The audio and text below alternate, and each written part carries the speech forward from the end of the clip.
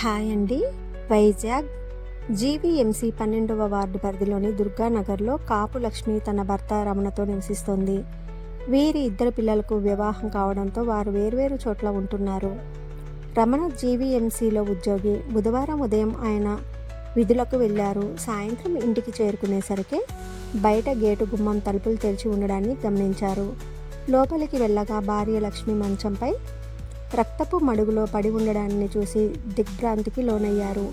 ఆమె మెడ, ముఖంపై గాయాలు ఉన్నాయి. వెంటనే పోలీసులకు సమాచారం అందించారు. పోలీసులు చేరుకొని మృతదేహాన్ని పరిసరాలను పరిశీలించారు. ఇంటి సీసీటీవీ కెమెరాలు, సమీప ఇళ్ల కెమెరా దృశ్యాలను పరిశీలించగా ఉదయం 10 గంటల సమయంలో ఓ వ్యక్తి ఇంట్లోకి ప్రవేశించి మధ్యాహ్నం 12:32 గంటలకు చేతిలో బ్యాగ్తో బయటకు వచ్చినట్లు గుర్తించారు. అతను స్థానిక వ్యక్తే కావచ్చని అనుమానిస్తున్నారు.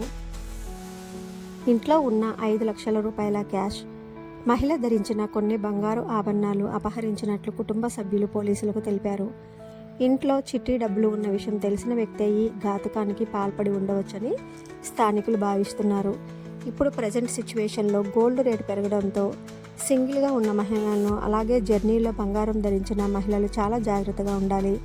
ఫైనాన్షియల్ విషయాలు, అలాగే సాధ్యమైనంత వరకు బంగారం, ఆస్తి లావాదేవీలకు సంబంధించిన డాక్యుమెంట్స్ అన్నీ కూడా బ్యాంకు లాకర్లో పెట్టుకోవడం చాలా ఉత్తమం. టూలెట్ బోర్డులు పెట్టిన హౌస్ ఓనర్ కొత్త వారిని గేటు తీసుకొని లోపలికి రాకుండా చూసుకోవడం మంచిది.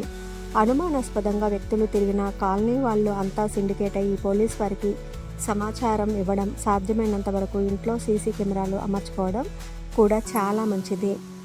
Take care.